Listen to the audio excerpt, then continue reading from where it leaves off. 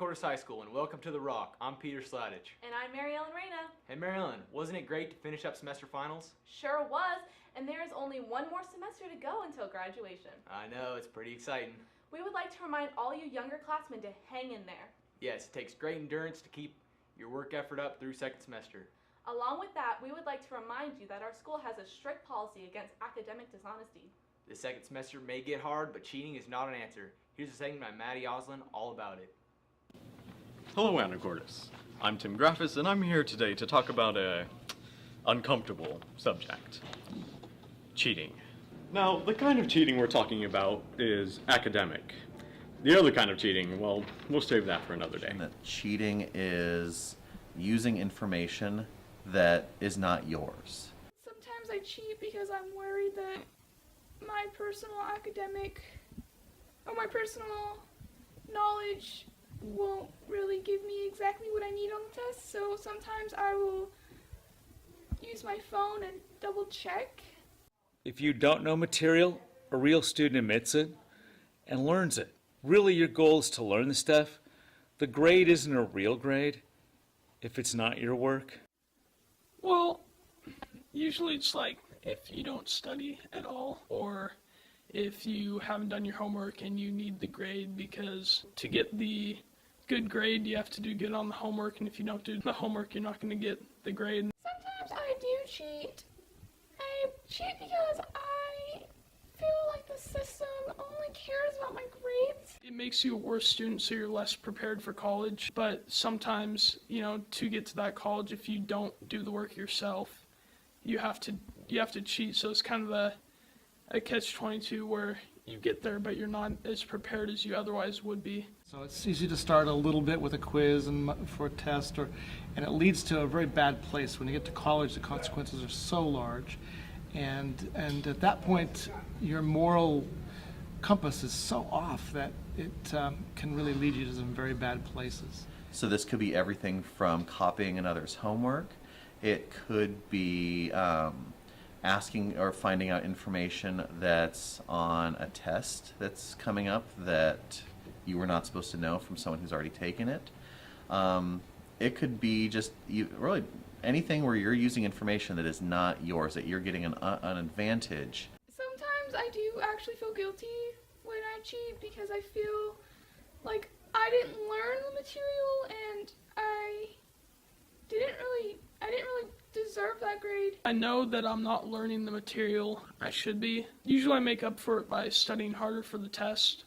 This idea that the ends justify the means is a pretty dangerous philosophy, and almost always ends badly. So, don't cheat. Remember, honesty is the best policy. Bo shizzle, it feels good when a test accurately affects one's learning. Speaking of tests, the sophomores have the HISP coming up. Man, I remember that. For all you underclassmen who don't know, here's an informative segment by Ryan Foggin.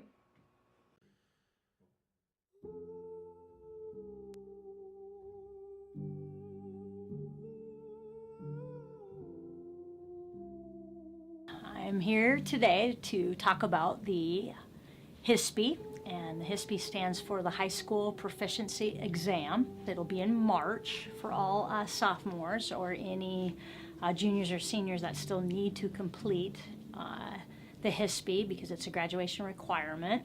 The days, it'll initially start out Tuesday and Wednesday, so March 18th and 19th. It'll be writing days, and then on March 20th, it's reading.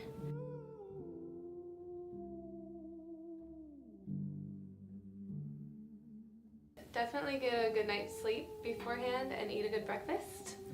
Make sure you bring the required materials that are on the test, like number 2 pencils, not mechanical, number 2 pencils, the wooden ones, the very old-fashioned ones.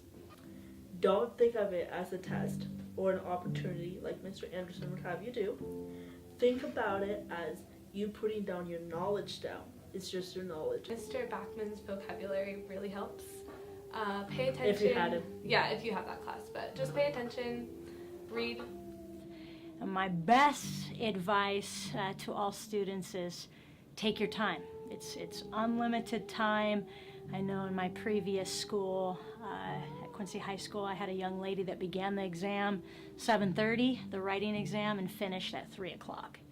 And fortunately, she passed the first time, and so I was happy because she spent a lot of time on her pre-write and her final write, and so I would definitely use your time wisely. It's the one test where you're given unlimited time.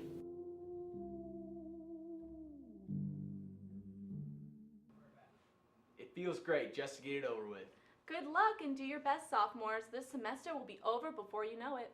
Mary Ellen, you know what else is new about this semester? No. We had a few new students transfer in.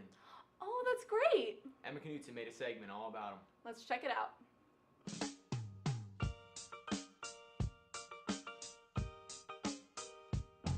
My name's Ione Thomas. I am a junior. I'm from Indian Rocks Beach, Florida. My name is Donald Scott Swampy. I'm a senior and I'm from Austin, Texas, and before that I was from the Marshall Islands. I'm from Hanover in Germany. I like Anacortes. I like the parks and the woods mostly, you know, just being able to walk around. People. Yeah, the school so far, it's my first day, it's pretty cool. Anacortes, not much to do, but I'm sure that's because I don't know anybody. Yes, I like Anacortes. Do you like the school here? Yes, I like the school. I like the school. The school's pretty great for a public school. I like shopping, listening to music, and swimming. I like to play volleyball, listen to music, play video games, read, write. Got to Anacortes, I kind of just sit at home. But back in Austin, I'd go to raves and stuff on the weekend. I move around a lot. I used to live here. I moved away when I was 9. Then I lived in the Dominican Republic for half of a year. Then I moved to Texas, and then I moved to Florida, and now I'm back in Anacortes.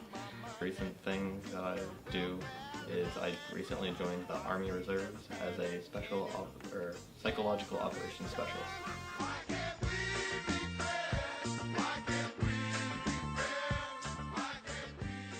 Anacortes High School, let's reach out to them with the warmest regards and be excellent to each other. Hey, Peter, what's your dream job? Professional snowboarder.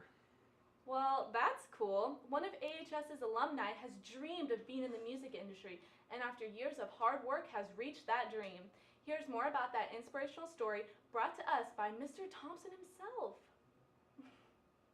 I'm Nate Villanueva and I work in the music industry. I graduated from AHS in 2009 and I graduated from the Conservatory of Recording Arts and Sciences in 2012. I did an internship in San Francisco at Remedy Editorial, and then I got a job there. Then I left because I wanted to pursue my music dreams. We dedicate this award to the more than 11 million undocumented people that live and work really hard in this country. I just went and did it because it was my dream, and things eventually ended up, working out. But even then, things have been extremely hard. I've hit rock bottom many times. I've been at my lowest. I've made many mistakes that I thought I would never make, and I don't regret them because I wouldn't be here without them. I'm at the Grammys. What? The Grammys.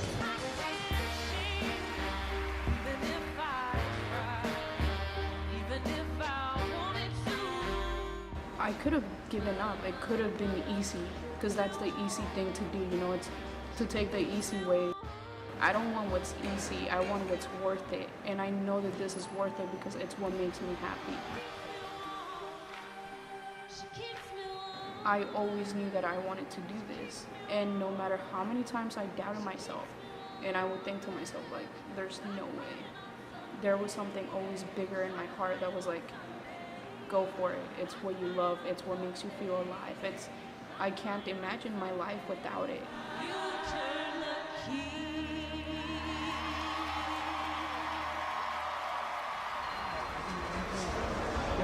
Today was one of the best days of my life, and I can't wait for next year.